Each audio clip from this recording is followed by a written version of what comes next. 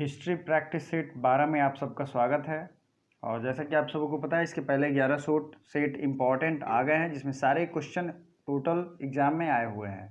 आप किसी भी एग्ज़ाम की तैयारी कर रहे हो, ये बहुत ज़्यादा ज़रूरी है कि फोकस्ड रहो, रेगुलर रहो और सही समय का इंतज़ार करो। एग्ज़ाम्स तो होंगे ही, ठीक है। हिस्ट्री प्रैक्टिस सेट 12 में पहला क्वेश्चन है तबकात-ए-नासिरी। तबकात-ए-नासिरी के रचनाकार, ऑथर, लेखक कौन है? तो ऑप्शन देख लीजिए, मिनहाज-उस-सिराज, अमीर खुसरो, फिरोज शाह, अल-बरूनी। तो आप इसका लाइव भी आंसर दे सकते हैं और हर क्वेश्चन के लिए आपको 2 से 3 सेकंड का टाइम दिया जाएगा। तो चलिए शुरू करिए। इसका राइट आंसर क्या होगा? मिनहाज-उस-सिराज। अब इसके साथ साथ और भी कुछ कुछ किताबें हैं जो कि एग्ज़ाम पॉइंट ऑफ व्यू से बहुत ज़्यादा ज़रूरी हैं और वो पूछी गई हैं, उनको हम लोग देख लेते हैं। सबसे पहला है तहकीक-ए-हिंद, ये है अल-बरूनी की। तबकात-ए-नासिरी, ये है मिनहाज-उस-सिराज। अमीर खुसरो ने बहुत सारी किताबें लिखी हैं। लैला मजनू, जिन्हें आप रियल की लव स्टोरी समझ बैठते हैं, ये दरअसल एक नोवेल है, लैला मजनू, जिसे किसने लिखा है? अमीर खुसरो ने। ख्वाजनुल फुतूह, तुगलकनामा, नूह सिपीर, ये थोड़ा नाम अजीब लगता है लेकिन लूसेंट बुक में आप देखोगे तो आपको दिख भी सकता है। ये सब लिखा है अमीर खुसरो ने। अल-बरूनी का किताब आपको ज़रूर याद रखना है, तहकीक-ए-हिंद, ठीक है, या किताबुल हिंद। ये पूछा गया है और एग्ज़ाम में कई बार आया है, तो आपको ये याद रखना चाहिए, ठीक है दोस्तों। एक क्वेश्चन मैं पूछता हूँ और, किताबुल रहला, किताबुल रहला के रचनाकार का क्या नाम है? किताब-उल रहला, ये लिखा है इब्न बतूता ने, इब्न बतूता ने, ठीक है। चलिए नेक्स्ट क्वेश्चन की तरफ बढ़ते हैं। उससे पहले वीडियो को लाइक ज़रूर कर दीजिए और अगर आपने पहली बार विजिट किया है तो चैनल को सब्सक्राइब जरूर करें। दिल्ली सल्तनत में इक्ता का मुखिया, इक्ता क्या होता था मैं बता रहा हूँ। इक्ता का मुखिया कौन होता था? दिल्ली सल्तनत की बात हो रही है, तो दिल्ली सल्तनत जो है 4 एडमिनिस्ट्रेटिव यूनिट्स में बटा हुआ था। इक्ता, सीख, परगना या ग्राम। अब इस इक्ता, सीख, परगना या ग्राम में मैंने इसका ट्रिक ऐसे सेट किया था। ये सबसे ऊपर की जो इकाई होती है प्रोविंस, उसको कहते हैं इक्ता, और इसका हेड होता है मुक्ति या वली। तो यहाँ मुक्ति राइट आंसर होगा, ठीक है, इक्ता। नेक्स्ट उसके नीचे डिस्ट्रिक्ट होता था जिसे कहते थे सीख, SHIQ, सीख, और इसके हेड को कहते थे सीकदार। तो ये तो आप याद कर लोगे। उसके नीचे होता था परगना, तो परगना का हेड जो है वो होता था चौधरी, ठीक है, क्या होता था? चौधरी। और सबसे नीचे होता था ग्राम, तो ग्राम का हेड होता था मुकद्दम। अब आपको ये याद करना हो अगर कि सबसे पहले इक्ता होगा, फिर सीख होगा, फिर परगना होगा, फिर ग्राम होगा, तो ये होगा इक्ता, फिर सीख, फिर परगना। तो इसको मैंने सेट किया था इश्क जो प्यार मोहब्बत वाला होता है, परग्राम, ठीक है, इश्क परग्राम। इससे आपको ऊपर से नीचे याद हो जाएगा टोटल, और हेड के नाम मैंने आपको दिखा दिए, बता दिए। अगला क्वेश्चन जो है ये गांधी युग। अब यहाँ से मैं क्वेश्चन रखा हूँ जो कि सबसे ज़्यादा पूछे गए हैं। खेड़ा सत्याग्रह कब हुआ था? खेड़ा सत्याग्रह 1916, 17, 1817 या 1918? तो बताइए राइट आंसर। तो खेड़ा सत्याग्रह को जानना जरूरी है क्योंकि गांधी जी जब वापस आए थे दक्षिण अफ्रीका से, उन्होंने 3 आंदोलन शुरू किया था। मैं लाइन से याद करा देता हूँ, पहले कौन हुआ था, कभी कभी क्वेश्चन में पूछा जाता है। सबसे पहले होता है चंपारण। सबसे पहले क्या होता है? चंपारण। चंपारण आंदोलन 1917 में, और इसकी बात तय हुई थी 1916 की कांग्रेस अधिवेशन में। नेक्स्ट है 1917 में फिर होता है एक आंदोलन, 1918 में, सॉरी 18 के शुरू में, अहमदाबाद मिल स्ट्राइक। क्या होता है? अहमदाबाद मिल स्ट्राइक, ये भी होता है 1918 में। और उसके ठीक 2-3 महीने बाद खेड़ा सत्याग्रह भी होता है, ठीक है, ये किसानों का आंदोलन था। तो आपको ये ध्यान रखना है। अब महात्मा गांधी से कुछ इंटरेस्टिंग चीज़ें जो मैं आज आपको बता रहा हूँ वो बहुत ज़्यादा काम आएगा। महात्मा गांधी के राजनीतिक गुरु कौन थे बताइए? ये थे गोपाल कृष्ण गोखले। और गोपाल कृष्ण गोखले के राजनीतिक गुरु कौन थे?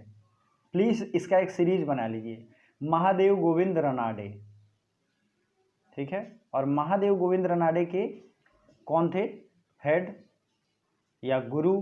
या मेंटर, ये थे डब्ल्यू सी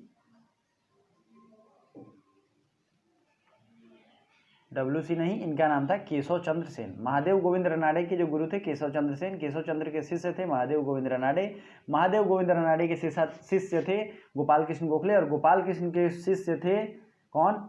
महात्मा गांधी। आपको ये इंटरेस्टिंग हिस्ट्री का फैक्ट पता है क्यों उनको उनका गुरु कहा जाता था?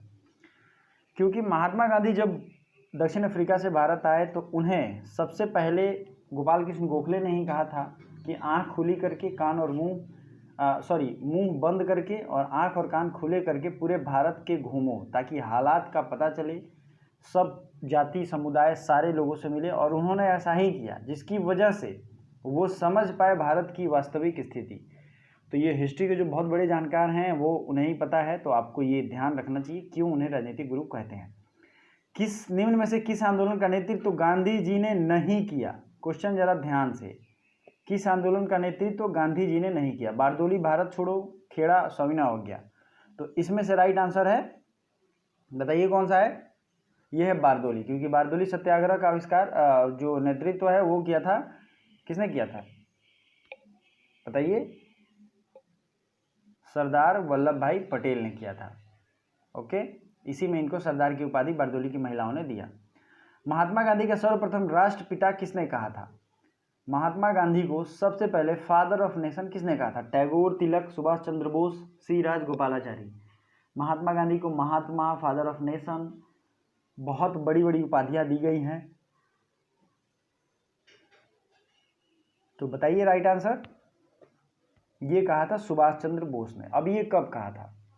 सुभाष चंद्र बोस जब भारत छोड़ के जर्मनी चले गए तो वहाँ पे उन्होंने आज़ाद हिंद फौज का नेतृत्व किया, और अपनी लड़ाई शुरू करने से पहले उन्होंने आह्वान किया था।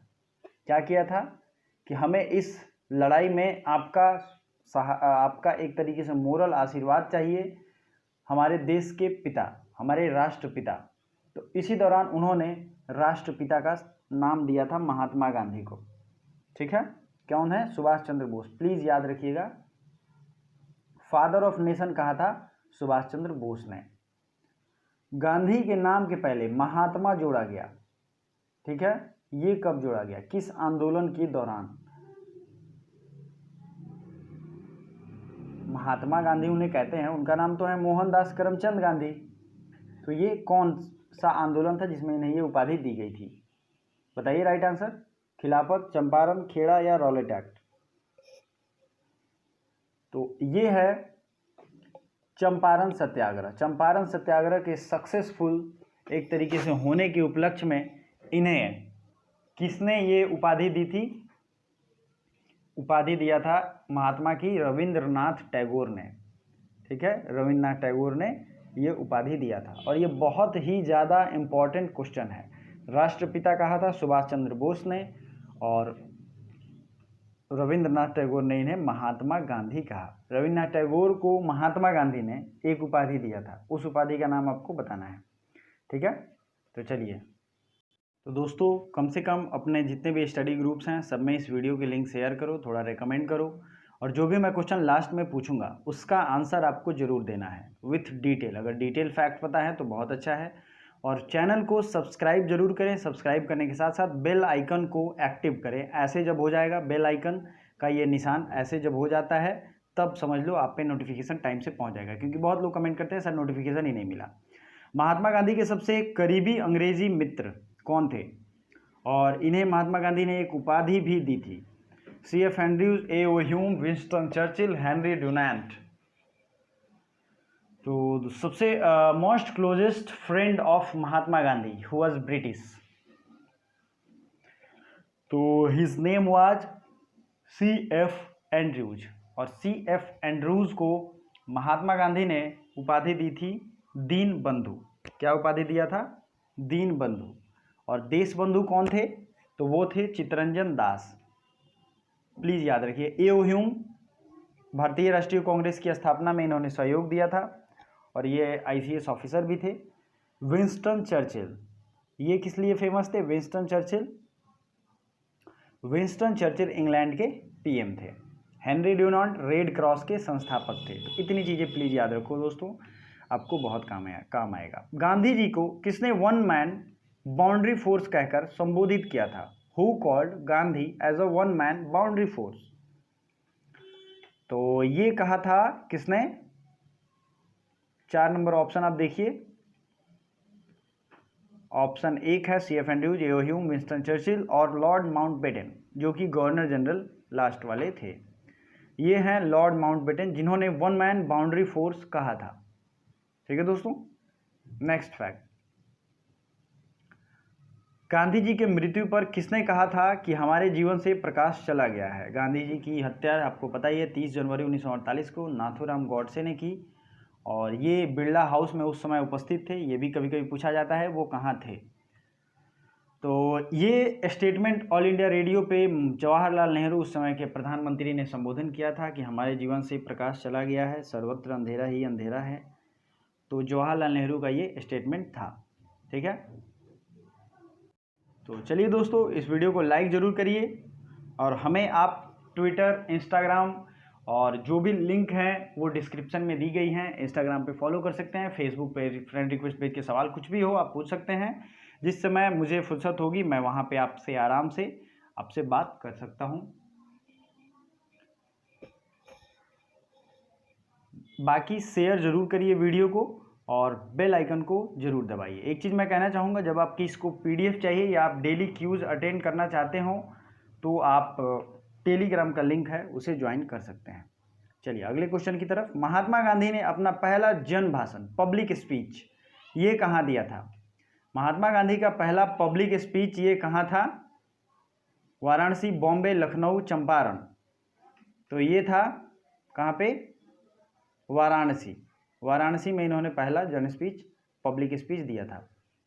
और एक बहुत ही इंटरेस्टिंग फैक्ट मैं आपको बताता हूँ। वाराणसी आपने नाम तो जान लिया, अगर आपने NCERT की बुक पढ़ी होगी तो महात्मा गांधी को सर्वप्रथम पहचान मेरे यूनिवर्सिटी, बनारस हिंदू यूनिवर्सिटी के प्रांगण में ही मिली थी। एज अ लोग उस समय उन्हें बैरिस्टर जानते थे, और उसमें उसकी पिक भी दी हुई है। बनारस हिंदू यूनिवर्सिटी के फाउंडेशनल सेरेमनी स्पीच में उन्होंने पब्लिक स्पीच दिया था अपना पहली बार, और ये बहुत बड़ी सौभाग्य की बात है। उस समय वो एक तरीके से अंग्रेज़ों के लिबास में हैं। ठीक है, तो आप देख सकते हैं वो फ़ोटो। मैं कोशिश करूँगा अगली वीडियो में उसे दिखाने का। ठीक है, चलिए, कौन सी घटना सबसे पहले हुई? खेड़ा सत्याग्रह, सविनय अवज्ञा, सिविल डिसोबीडियंस, असहयोग या चंपारण सत्याग्रह? तो अब देखिए इसमें सबसे पहले क्या होगा। खेड़ा मैंने बताया 1918 में, सविनय अवज्ञा हुआ था 1930 में, असहयोग 1942 में, चंपारण सत्याग्रह 1917 में। तो जाहिर सी बात है सबसे पहले हुई थी first and the foremost Champaran Satyagraha. Bharat छोड़ो आंदोलन का प्रस्ताव कहाँ पारित हुआ था? त्रिपुरी, लखनऊ, बम्बई या वर्धा? तो भारत छोड़ो आंदोलन का प्रस्ताव, प्लीज़ याद रखिए, बहुत ज़्यादा इम्पॉर्टेंट है आपके अगले किसी भी एग्ज़ाम के लिए। भारत छोड़ो आंदोलन में बहुत सारे सवाल पूछे गए हैं और पूछे जाएंगे। तो ये जो है वर्धा कांग्रेस की मीटिंग हुई थी। कब हुई थी? वर्धा कांग्रेस की मीटिंग 14 जुलाई 1942 को, और इसी में इस बात पर निर्णय लिया गया था, प्रस्ताव को पारित किया गया था, वर्धा। ठीक है, चलिए आगे बढ़ते हैं। भारत छोड़ो आंदोलन कब आरंभ हुआ? देखिए वो प्रस्ताव पारित किया गया था, प्रपोजल, और ये क्वेश्चन है कि कब आरंभ हुआ। 6 अगस्त 1942, 9 अगस्त 1942, 12 अगस्त 1943, 15 अगस्त 1944? तो ये इसका राइट आंसर होगा 9 अगस्त 1942। ठीक है, चलिए आगे बढ़ते हैं। 9 अगस्त 1942 को ये शुरू होता है, और 8 अगस्त को एक तरीके से इसकी ओवेशन होती है कि कल ये आंदोलन शुरू होगा। और 9 अगस्त को जैसे ही आंदोलन शुरू होता है, सारे बड़े बड़े लोगों को ऑपरेशन 0 आवर के तहत गिरफ्तार कर लिया जाता है। ठीक है, तो ये आपको याद रखना है। 1942 की ये सबसे बड़ी घटना है, और गांधी जी ने इसी समय एक नारा दिया था, करो या मरो। और ये आंदोलन शुरू कहाँ से हुआ था? तो बम्बई के ग्वालियर टैंक में। ये जितने भी फैक्ट्स बता रहा हूँ बहुत ज़्यादा एग्जाम में पूछे गए हैं। ठीक है, वर्ष 1942 में ये आंदोलन आपको याद रखना है। चलिए अगला देखते हैं। भारत छोड़ो आंदोलन के समय कांग्रेस के अध्यक्ष कौन थे? अबुल कलाम आज़ाद, JL नेहरू, सरदार पटेल, महात्मा गांधी? तो भारत छोड़ो आंदोलन के समय कांग्रेस के अध्यक्ष थे अबुल कलाम आज़ाद। अबुल कलाम आज़ाद लगातार 1940 से 1945 तक रहे हैं और उसके बाद इन्होंने इस्तीफ़ा नहीं, अगले बार, क्योंकि लगातार 5 साल सेकेंड वर्ल्ड वार भी हुआ था और कांग्रेस की मीटिंग भी नहीं हो रही थी, इसलिए ये सबसे ज़्यादा वक्त तक कांग्रेस के अध्यक्ष रहे। ठीक है। सरदार पटेल कब अध्यक्ष रहे? 1931 में। महात्मा गांधी कब अध्यक्ष रहे? 1924 में।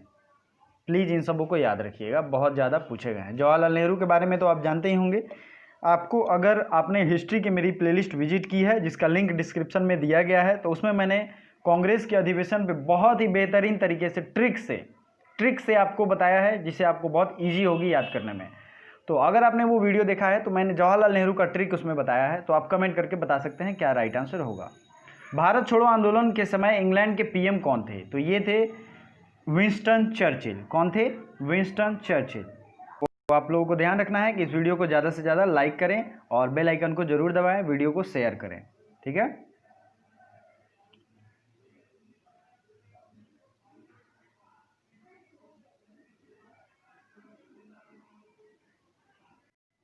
ये जो है INA किसके दिमाग की उपज थी? SC बोस, मोहन सिंह, चंद्रशेखर या भगत सिंह? INA क्या है? Indian national army. बहुत लोग समझते हैं कि ये सुभाष चंद्र बोस की स्थापना की हुई है, लेकिन मैं आपको बता दूं ये कैप्टन मोहन सिंह के दिमाग की उपज थी। कैप्टन मोहन सिंह। आज़ाद हिंद फौज को भी अगर बेसिक रूप से मैं बताऊं तो मोहन सिंह ने ही बनाया था। INA की स्थापना कब हुई थी? INA मतलब इंडियन नेशनल आर्मी। ये आपको प्लीज़ याद रखिए, क्योंकि ये सुभाष चंद्र बोस की जीवन की एक मतलब उपलब्धि है। तो INA की स्थापना भी हुई थी 1942 को। अब ये क्यों किया गया था, इसकी ब्रीफ हिस्ट्री थोड़ी जान लेते हैं। जब सेकेंड वर्ल्ड वार में इंग्लैंड हार गया जापानियों से, तो वहाँ के जो भारतीय सैनिक थे वो वहीं पे रह गए। उन लोगों ने ही मिलके ये इंडियन नेशनल आर्मी का गठन किया था। जो आइडिया किसका था? कैप्टन मोहन सिंह का, इंडियन नेशनल आर्मी। लेकिन औपचारिक घोषणा 1942 में की गई है। ठीक है, चलिए आगे बढ़ते हैं। आज़ाद हिंद फौज के प्रधान कार्यालय कहाँ स्थित था? जो इंडिया में नहीं था, ये आउट ऑफ इंडिया था। तो ये था Delhi, Rangoon, Berlin, Tokyo. Right answer is Rangoon, Burma की राजधानी। तभी उन्होंने नॉर्थ ईस्ट फ्रंटियर को सबसे पहले कब्जा किया। पिछली बार मैंने क्वेश्चन आपसे पूछा था, विशुद्धि मग किसकी रचना है? विशुद्धि मग किसकी रचना है? आपको ने अगर पिछला प्रैक्टिस सेट दिया होगा, जिसमें से बहुत सारे लोगों ने दिया भी है, तो ऑप्शन देखिए और इसका जवाब इस ऑप्शन में बहुत ही अच्छे से दिया गया है। तो प्लीज़ आप लोग कोई भी क्वेश्चन जब नहीं पता होता है तो उसे थोड़ा सर्च कर लो यार। सर्च करने से आपके नॉलेज में भी वृद्धि होगी और आपको पता भी चलेगा। मैंने पूरे उस दिन पिछले प्रैक्टिस सेट को जब आप देखोगे तो मैंने उसमें बताया था कि कौन सा किताब किसके द्वारा लिखा गया है। उसमें मैंने विशुद्धि मग की चर्चा की थी। तो दोस्तों I am very sorry for that. मैंने इस आप लोगों के टेस्टिंग के लिए कि आप लोग कितना खुद से इन्वेंट करके और सर्च करके पढ़ते हो, बहुत निराशा हुई कि आप लोग ऐसे नहीं हो। और इसमें इसका राइट आंसर जो होगा, विशुद्धि मग को लिखा था बुद्ध घोष ने। किसने लिखा था? बुद्ध घोष ने, जो कि ऑप्शन में तो है ही नहीं। तो ये आपको ध्यान रखना है कि ये वासुदेव की जगह पे आप ये कर सकते हो कि इसका राइट आंसर प्लीज़ नोट कर लो, बुद्ध घोष। क्या नाम है? बुद्ध घोष। इसमें से कोई भी नहीं होगा। अब 19 नंबर क्वेश्चन देख लेते हैं। रविन्द्रनाथ टैगोर को नोबेल किस वर्ष मिला था? ये रिवीजन के लिए रखा है मैंने। गीतांजलि के लिए इनको नोबेल मिला था 1913 में। तो विशुद्धि मग की रचना की थी किसने? बुद्ध घोष ने। चलिए आगे बढ़ते हैं और इस वीडियो को यहीं ख़त्म करते हैं। और जो भी राइट आंसर होता है वो प्लीज़ कमेंट किया कीजिए। Thank you so much.